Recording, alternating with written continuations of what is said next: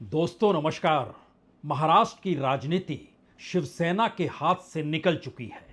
चाहे वो शिवसेना उद्धव ठाकरे की हो या फिर एकनाथ शिंदे की हो, महाराष्ट्र की राजनीति शरद पवार के हाथ से भी छिटक चुकी है। चाहे उनके खिलाफ खड़े हुए अजीत पवार हों या खुद शरद पवार अपना किला बचाने के लिए जद्दोजहद करते हुए नजर आ रहे हों, महाराष्ट्र की राजनीति तो सही मायने में अब बीजेपी की पकड़ से भी बाहर है और कांग्रेस का वर्चस्व या कहें वर्चस्व भी अब बचा नहीं है। महाराष्ट्र की राजनीति पहली बार एक दो नहीं, आधे दर्जन नहीं, बल्कि तकरीबन 10 अलग अलग संगठन गुटों के आसरे आगे बढ़ रही है। और दरअसल यह परिस्थिति बार बार महाराष्ट्र की राजनीति में कभी आई नहीं।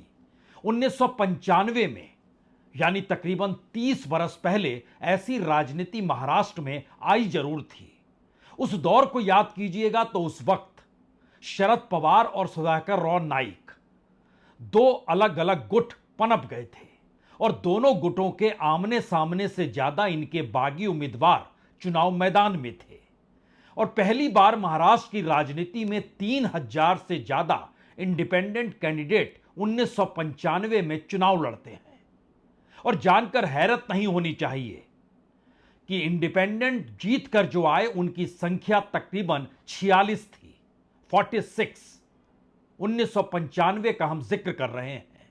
कांग्रेस बटी थी और उसके सिर्फ 80 विधायक चुनाव जीत पाए थे।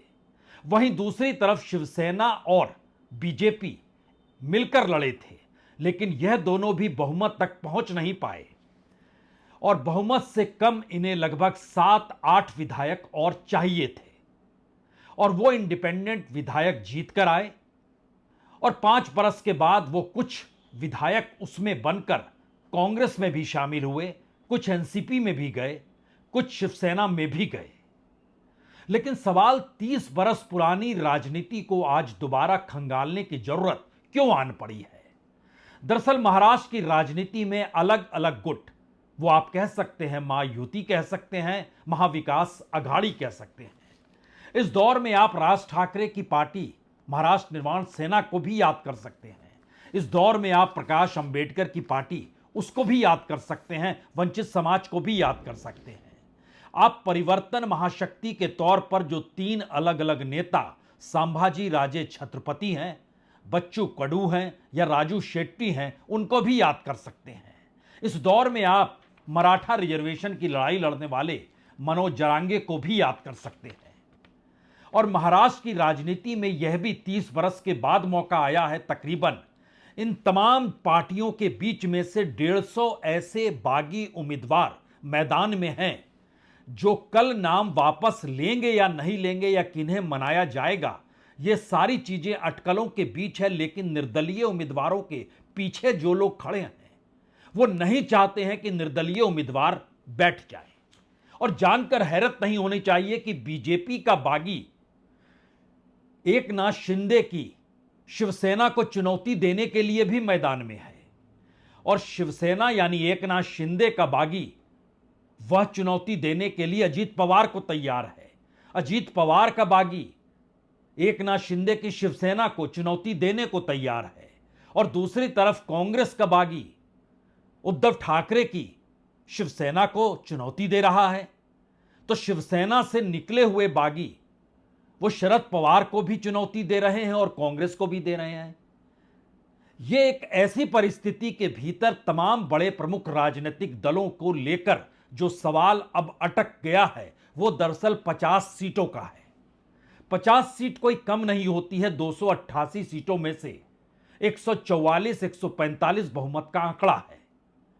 लेकिन इन दृष्टि से अगर तमाम राजनीतिक दलों के उम्मीदवारों को आप परखना शुरू करेंगे तो आप हैरत में आ जाएंगे। कोई राजनीतिक दल इस ताकत के साथ अब ताल ठोकने को तैयार नहीं कि सत्ता तो उसी की बनेगी। और जानकर हैरत होनी नहीं चाहिए, जो राजनीतिक दल इधर या उधर दोनों जगह मूव कर सकता है, यानी चुनाव परिणाम आने के बाद उसमें सबसे बड़ी ताकत अजीत पवार के साथ आकर खड़ी हो गई है। अजीत पवार हो सकता है वहां से छोड़कर यहां आ जाएं, क्योंकि एकनाथ शिंदे की शिवसेना हो या बीजेपी हो, जिस हिंदुत्व के आश्रय वो अपनी राजनीति को साधना चाहते हैं, उसमें अजीत पवार फिट बैठते नहीं हैं। और अजीत पवार के लिए यही पॉजिटिविटी है कि उन्होंने शुरू में ही कह दिया, मैं 10 उम्मीदवार तो मुस्लिमों को दूंगा के तौर पर उन्हें खड़ा करूंगा। उसके बाद उनका सेकुलरिज्म जाग गया और इन परिस्थितियों के भीतर वो लगातार इस बात का जिक्र करते चले गए, नहीं नहीं, शरद पवार को चुनौती तो मैं ही दूंगा, क्योंकि एनसीपी की जो हालत हुई उसमें शरद पवार ही दोषी हैं। यानी एक लिहाज से एनसीपी को भी पालना पोसना और दूसरी तरफ अपने गुट को भी मजबूती प्रदान करना, और चुनाव परिणाम आने के बाद अगर त्रिशंकु स्थिति जो बनकर आएगी उसमें अजीत पवार ही क्या मैटर करेंगे, यह सवाल इस राजनीति में बड़ा और बहुत बड़ा हो गया है। और इसको अगर ध्यान से आप परखना शुरू करें तो बीजेपी 148 सीटों पर चुनाव लड़ रही है। बीजेपी 148 में से 76 सीटों पर कांग्रेस के सामने है। यानी दो बड़े राष्ट्रीय राजनीतिक दल कांग्रेस और बीजेपी महाराष्ट्र में सिर्फ 76 सीटों पर आमने सामने हैं। बाकी तकरीबन 212 सीटों पर बीजेपी और कांग्रेस आमने सामने नहीं है। तो महाराष्ट्र की राजनीति में उन छत्रपों का योगदान या छत्रपों की ताकत की असल परीक्षा होनी है। और उस परीक्षा के भीतर का सच क्या है? उस परीक्षा के भीतर का सच यह है कि आपस में सभी एक दूसरे से टकराने के लिए इसलिए तैयार हैं क्योंकि किसी को भरोसा नहीं है कि उनके राजनीतिक दल की कोई साख महाराष्ट्र की राजनीति में बची हुई है। उम्मीदवार दर उम्मीदवार यह चुनाव हो रहा है। यानी बीजेपी हो, कांग्रेस हो, शिवसेना दो हिस्सों में बटी हुई हो, एनसीपी दो हिस्सों में बटी हुई और बाकी छिटपुट राजनीतिक दल, सबके उम्मीदवार मायने रखते हैं। और ये उम्मीदवार जाति के तौर पर, क्षेत्र के तौर पर, स्थानीय होने के तौर पर, और उसके साथ किस जाति का वोट उनमें ट्रांसफर हो सकता है, वो ताकत किस नेता में है, बस यही मायने रखता है। बाकी कुछ भी चीजें मायने नहीं रखती हैं। यानी यह सवाल एक दूर की गोटी हो चली है, क्या वाकई संविधान के आश्रय या आरक्षण के सवाल को लेकर महाराष्ट्र में कोई जीत सकता है? मुश्किल सवाल है।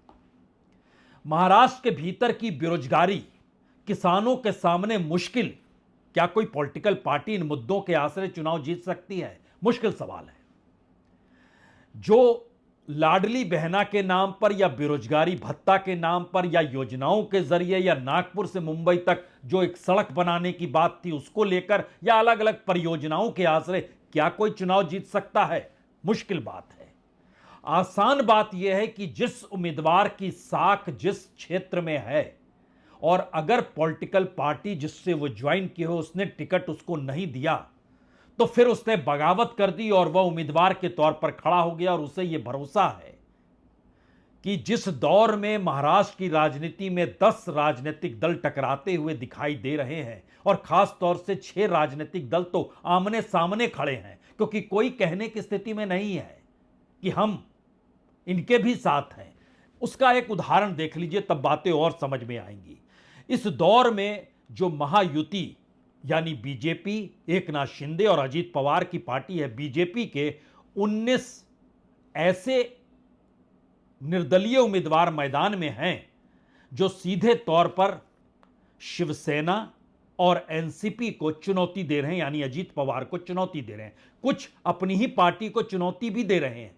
बीजेपी के 19 बागी जो हैं वह सीधे तौर पर जिन्हें चुनौती दे रहे हैं, उसके समानांतर एकनाथ शिंदे के जो 16 बागी हैं उसमें से 9 बागी बीजेपी के ऑफिशियल उम्मीदवार के खिलाफ खड़े हैं।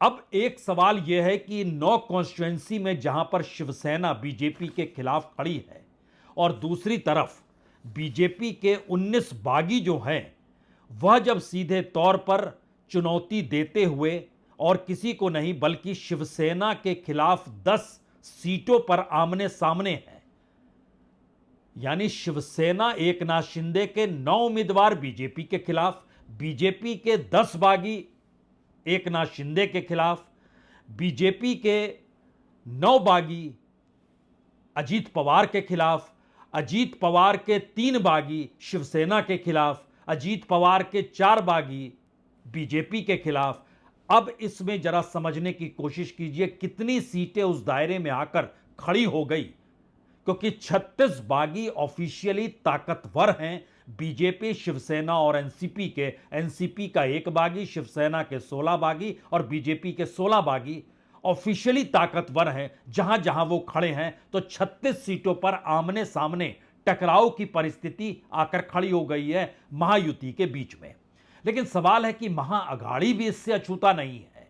कांग्रेस भी 10 सीटों पर जो उसके बागी हैं और शिवसेना के 4 बागी हैं, ये कुर्ला या साउथ सोलापुर या परांडा या संगोला या पांडरपुर से हटकर है। इन जगहों पर आपस का टकराव भी एक सवाल पैदा कर रहा है, क्या वाकई वोटों का ट्रांसफर पहली बार महायुति और महाअघाड़ी के बीच होगा, या बागियों ने एक ऐसी सिचुएशन बना दी है जो ये बताने के लिए काफी है कि दरअसल अब महाराष्ट्र की नई सरकार उन इंडिपेंडेंट या बागियों के आश्रय ही चलेगी जिनका प्रभाव इस दौर में सबसे ज्यादा अलग अलग क्षेत्रों में हो चला है। और सभी को मनाने के लिए सभी राजनीतिक दल, सभी बड़े नेता भिड़े हुए हैं कि कल हर कोई अपना नाम वापस ले ले। लेकिन जो जानकारी निकल कर आ रही है उसमें हर बागी या हर असंतुष्ट या हर निर्दलीय को यह भरोसा हो चला है कि दरअसल यह चुनाव उम्मीदवारों का चुनाव है, यह पॉलिटिकल पार्टीज का चुनाव है ही नहीं। क्योंकि राजनीतिक तौर पर बरसों बरस क्या 30-40 सालों से शिवसेना जो चली आ रही थी वह टूट चुकी है। एनसीपी जो शरद पवार के आश्रय चल चुकी थी वह टूट चुकी है। बीजेपी की अपनी राजनीतिक जमीन बिना शिवसेना की अधूरी है। कांग्रेस का कोई चेहरा इस दौर में पूरे महाराष्ट्र की राजनीति में बचा नहीं है। वह सीट दर सीट चुनाव लड़ रही है और इसमें सबसे बड़े टकराव की परिस्थिति अगर बीजेपी और कांग्रेस में कहीं पर है तो वह विदर्भ का इलाका है।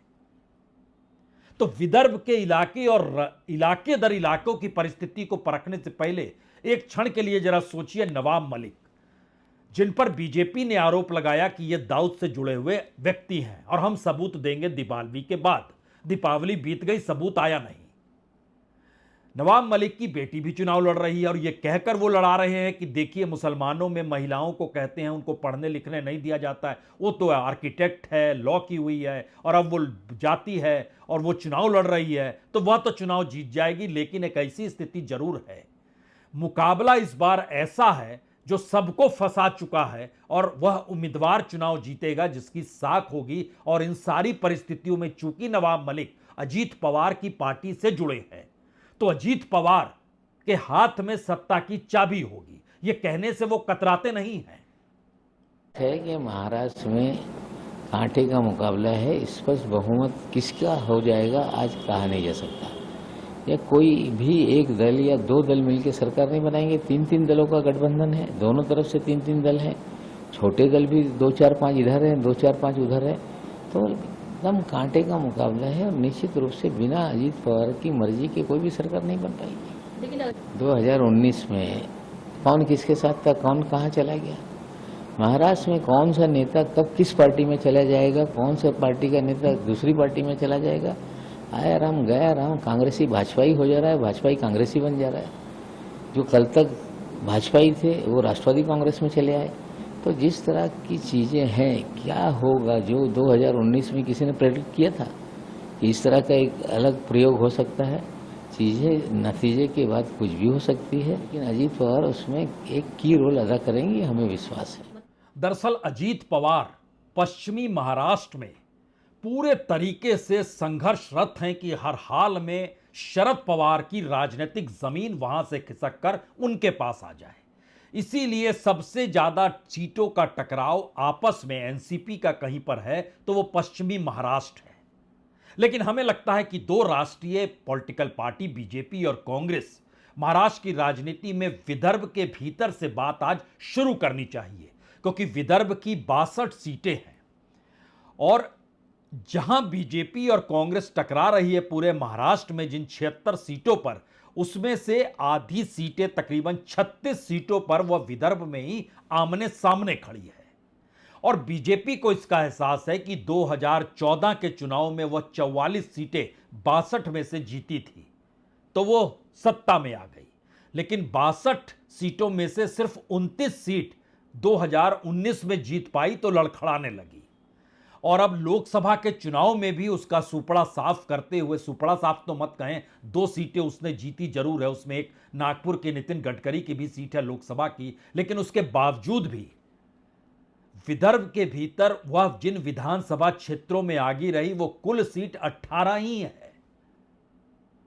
तो क्या वहां पर वह जिन 36 सीटों पर कांग्रेस से टकरा रही है, वहां पर वह 18 सीट भी जीत पाएगी या नहीं जीत पाएगी? यह एक सवाल बीजेपी के लिए बड़ा है। और उसके दूसरे तरफ कांग्रेस को इस बात की पूरी जानकारी है कि दरअसल वह अपने तौर पर जिन जगहों से चुनाव विदर्भ में लड़ रही है वह भी लगभग बीजेपी के बराबर है। बीजेपी 47 सीटों पर लड़ रही है विदर्भ में, इतनी ही तकरीबन सीटों पर कांग्रेस भी लड़ाई लड़ रही है।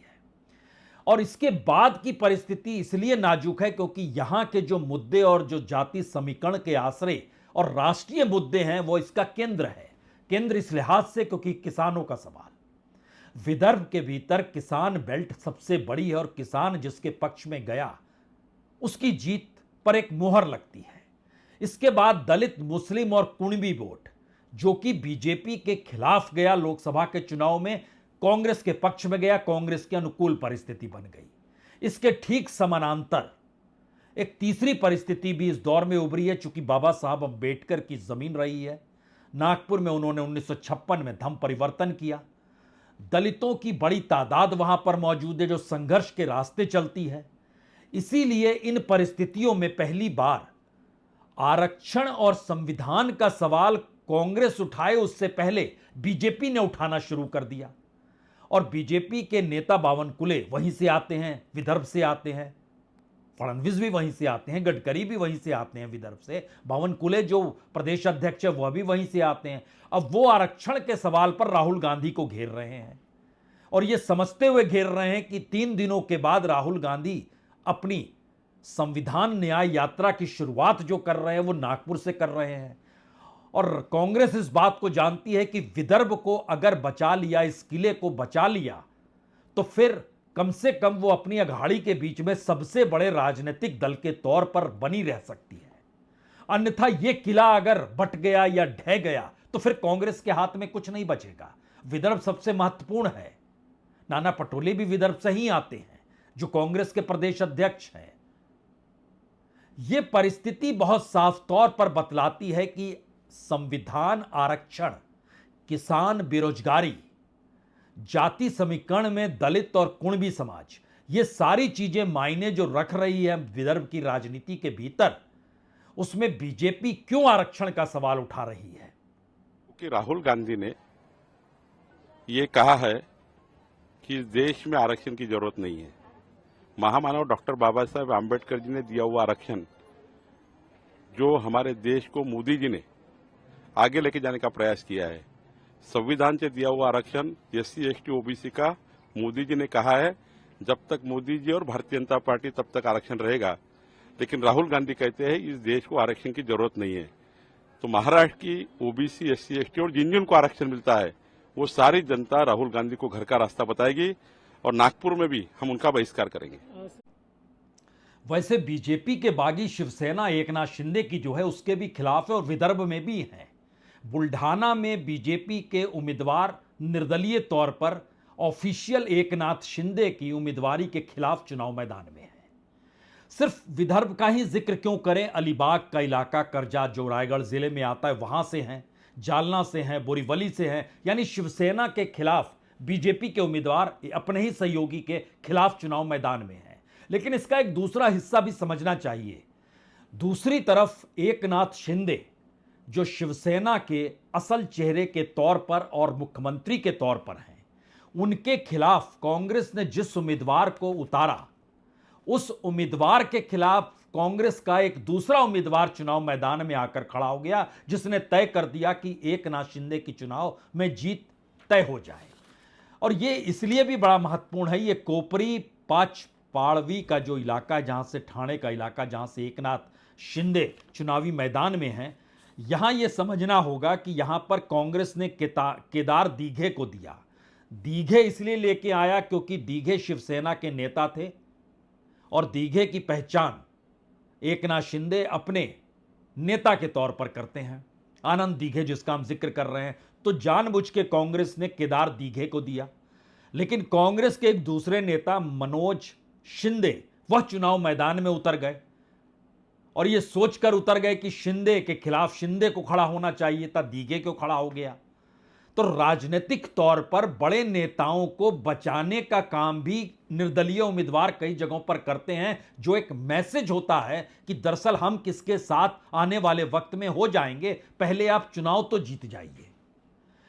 इन्हीं परिस्थितियों ने महाराष्ट्र की राजनीति में 150 उम्मीदवारों को निर्दलीय मैदान में लाकर खड़ा कर दिया है, जो कि पहचान अपने अपने राजनीतिक दलों से महत्वपूर्ण नेता के तौर पर रही है। लेकिन बात सिर्फ इतनी नहीं है, बात है कि नेताओं के पीछे लगने वाला पैसा उस कॉन्स्टिट्यूएंसी से जुड़े हुए वो बिल्डर हो, वो पैसे वाला धंधे करने वाला शख्स हो, और इस पूरी प्रक्रिया के भीतर खास तौर से बाबा सिद्दीकी की हत्या के बाद से जिस अंडरवर्ल्ड का जिक्र लगातार महाराष्ट्र की राजनीति में बंद हो चला था, वह एक बार फिर सत्ता पर आ गया और माना जा रहा है कि उसका पैसा अलग अलग माध्यमों से महाराष्ट्र की राजनीति को प्रभावित कर रहा है और नवाब मलिक के नाम के आसरे उस पूरे के पूरे पैसे को सामने लाने की परिस्थितियां भी अंडरवर्ल्ड के जरिए क्या बनाई जा रही है। यह सवाल इसलिए भी महत्वपूर्ण है क्योंकि अब जरा एक एक परिस्थिति को देखिए तो बीजेपी के 10 बागी शिवसेना के खिलाफ, बीजेपी के 9 बागी एनसीपी के खिलाफ, शिवसेना के 7 बागी एनसीपी के खिलाफ, शिवसेना के 6 बागी बीजेपी के खिलाफ, एनसीपी का 1 बागी नंदगांव नासिक से शिवसेना के खिलाफ, कांग्रेस के 4 बड़े बागी जो अलग अलग जगहों से, उसमें एक रामटेक से भी खड़े हो गए, वायकुला से भी खड़े हो गए और एक नाथ शिंदे की कॉन्स्टिट्यूंसी से खड़े हो गए, उद्धव ठाकरे के बागी मानखुर शिवाजी नगर मुंबई जो आबू आजमी जो समाजवादी पार्टी के वहां पर अधिकृत नेता चेहरा है, उनके खिलाफ भी उद्धव ठाकरे की शिवसेना ने खड़ा कर दिया। यानी इंडिया गठबंधन के भीतर भी आपको सेंध लगती हुई नजर आएगी। वारसोवा से भी खड़ा कर दिया, मेहकर जो बुल्ढाना का है वहां से भी खड़ा कर दिया, धारावी से भी खड़ा कर दिया, जिस धारावी को लेकर बार बार कहा जा रहा था कि दरअसल वह पूरे तरीके से अडानी के हाथ में अगर एकनाथ शिंदे की सरकार ने सौंपा है तो वो कम से कम इलाका जीतना होगा। लेकिन ध्यान दीजिए, वहां पर वर्षा गायकवाड़ जो कांग्रेस के मुंबई के अध्यक्ष है, उनकी बहन ज्योति गायकवाड़ चुनाव मैदान में है, लेकिन उसके खिलाफ धारावी में उद्धव ठाकरे की शिवसेना के उम्मीदवार आ गए क्योंकि वो कह रहे हैं कि दरअसल हमारी यूनियन, हमारे लोग, हमारे वोटर वो चाहते हैं कि हम मैदान में आकर चुनाव लड़ें। इन परिस्थितियों ने पहली बार एक ऐसी राजनीति को महाराष्ट्र में जन्म दे दिया है जिस राजनीति में राजनीतिक दलों की अपनी साख खत्म हो गई। इस राजनीति ने दरअसल उस पैसे को या उस राजनीति को आगे लाकर खड़ा कर दिया है जिसमें उम्मीदवार अगर चुनाव जीत जाता है तो उस जीते हुए उम्मीदवार की जरूरत हर किसी को सत्ता बनाने में पड़ेगी ही। इस मैसेज के साथ महाराष्ट्र के चुनाव की दिशा आगे बढ़ रही है। और कल चूंकि यह मानकर चला जा रहा है कि बीजेपी अपने लोगों को मना लेगी, शिवसेना अपने लोगों को मना लेगी, एनसीपी मना लेगी, लेकिन जो उम्मीदवार हैं जब आप उनसे कोई ताल्लुक कीजिएगा तो वो मान चुके हैं कि दरअसल इस दौर में पॉलिटिकल पार्टी का कोई मतलब ही नहीं है। यानी राजनीति की ऐसी पहचान महाराष्ट्र के भीतर हम जानबूझकर 1995 का जिक्र कर रहे थे क्योंकि उस दौर में अगर आप याद कीजिएगा तो 93 में सीरियल ब्लास्ट, अंडरवर्ल्ड की मौजूदगी, हिंदू मुस्लिम के टकराव की परिस्थिति, महाराष्ट्र की राजनीति में शिवसेना बिल्कुल नए रूप से उभर कर सामने आना, उस परिस्थिति में जब आप चले जाएंगे तो वहां पर उस दौर में आपको यह भी याद आएगा कि उस वक्त कांग्रेस क्यों कम हो गई, शिवसेना और बीजेपी एक साथ मिली और मनोहर जोशी अगर आपको याद हो तो वो पहले मुख्यमंत्री बने थे और तब ये बात थी कि पहली बार ठाकरे परिवार के हाथ में सत्ता की चाबी और वो राजनीति को साध रहे हैं। और लेकिन उसके बाद की परिस्थिति में फिर से कांग्रेस एकजुट हुई, विलासराव देशमुख का चेहरा सामने रखा गया, 1, 2, 3 चुनाव वह जीतते चले गए। इन परिस्थिति ने कांग्रेस को मजबूत किया और इन परिस्थितियों के बीच शरद पवार की राजनीति जहां जहां जब जब ढीली पड़ी, उन्होंने इस राजनीति में कई पेंच लगाए और ये तमाम परिस्थितियां अगर मौजूदा वक्त को देखें तो ये इसका चरम है मौजूदा महाराष्ट्र के चुनाव, क्योंकि इस दौर में महाराष्ट्र की राजनीति में आपको कोई एक ऐसा चेहरा नहीं मिलेगा जो पूरे महाराष्ट्र में मुंबई से लेकर विदर्भ तक यानी चंद्रपुर और गढ़चिरौली तक, या फिर कोंकण के इलाके से लेकर आप कह सकते हैं कि मराठवाड़ा तक, किसी के एक चेहरे की पहचान के आश्रय कोई पॉलिटिकल पार्टी है ही नहीं। कांग्रेस का तो कोई चेहरा ही नहीं है। शरद पवार आखिरी लड़ाई लड़ रहे हैं। शिवसेना टूट चुकी है। परिवार के भीतर का संघर्ष, जो शिवसेना के अपने शिवसैनिकों के परिवार की सोच थी, वह बट गई, और यहां तक बट गई कि पिता के नाम को लेकर एकनाथ शिंदे उड़ गए, दूसरी तरफ घड़ी लेकर अजीत पवार उड़ गए। यानी एक ऐसी परिस्थिति महाराष्ट्र की राजनीति में इससे पहले कभी नहीं आई थी। और 1995 का जिक्र इसलिए क्योंकि उस वक्त बड़ी तादाद में अंडरवर्ल्ड का पैसा लगा था। राजनीतिक तौर पर इसका जिक्र इलेक्शन कमीशन में शिकायत के तौर पर किया गया था। इस दौर में किसका पैसा किस निर्दलीय के पीछे लगा, यह कोई छुपी हुई चीज नहीं है। राजनीतिक तौर पर हर किसी को यह समझ में आ गया है कि महाराष्ट्र में जो भी नई सरकार बनेगी वो सरकार किसी एक पॉलिटिकल पार्टी के वर्चस्व की नहीं होगी, किसी एक गठबंधन के वर्चस्व की नहीं होगी। इसीलिए जब हम आपसे जिक्र कर रहे हैं महायुति और महाविकास अघाड़ी, तो उसके समानांतर परिवर्तन महाशक्ति तीसरी ताकत के तौर पर जिसका जिक्र हमने किया, बच्चू कडू, राजू शेट्टी, संभाजी राजे छत्रपति, ये क्यों अलग हैं? महाराष्ट्र नवनिर्माण सेना राज ठाकरे अपने बेटे की लड़ाई भी लड़ रहे हैं, लेकिन वो कहीं ना कहीं किसी ना किसी रूप में कम से कम मुंबई और पश्चिम महाराष्ट्र के भीतर वोट तो काटेंगे।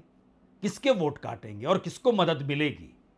वंचित बहुजन अघाड़ी विदर्भ के क्षेत्र में सक्रिय, वो किसके वोट काटेगी और दलितों के वोट उनके साथ क्यों जाएंगे या क्यों नहीं जाने चाहिए?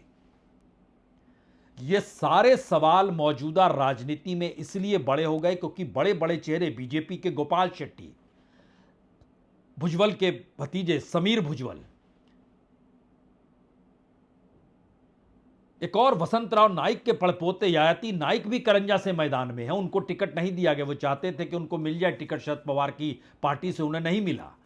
यानी अलग अलग जगहों पर अलग अलग चेहरे जिस लिहाज से आकर खड़े हो गए हैं, वो मैसेज बहुत साफ है कि महाराष्ट्र की राजनीति में कल का दिन इसीलिए सबसे बड़ा दिन है कि अगर किसी भी निर्दलीय उम्मीदवार या बागी या असंतुष्ट ने नाम वापस नहीं लिया तो महाराष्ट्र में आने वाली सत्ता किसी भी पॉलिटिकल पार्टी की नहीं होगी, किसी भी गठबंधन की नहीं होगी। और चुनाव के बाद के खेल में कौन माहिर कितना है, यह भी बताने की जरूरत अब होनी नहीं चाहिए, क्योंकि जब सत्ता को डिगाना गिराना बनाने की परिस्थिति में असंवैधानिक और गैर कानूनी पहल खुलकर महाराष्ट्र देख चुका है और उस पर चुनाव आयोग और सुप्रीम कोर्ट के फैसले और अटके हुए फैसलों को भी परख चुका है, तो फिर यह छुपा हुआ सच है कि महाराष्ट्र की राजनीति में कल का दिन, जो आखिरी दिन है नामांकन वापस लेने का, वो बहुत महत्वपूर्ण है। और राजनीतिक तौर पर यह साध पाने की स्थिति में कोई राजनीतिक दल का कोई नेता नहीं है और शायद यह एक नायाब राजनीति महाराष्ट्र के भीतर इस विधानसभा चुनाव में होने वाली है। बहुत बहुत शुक्रिया, बहुत बहुत शुक्रिया।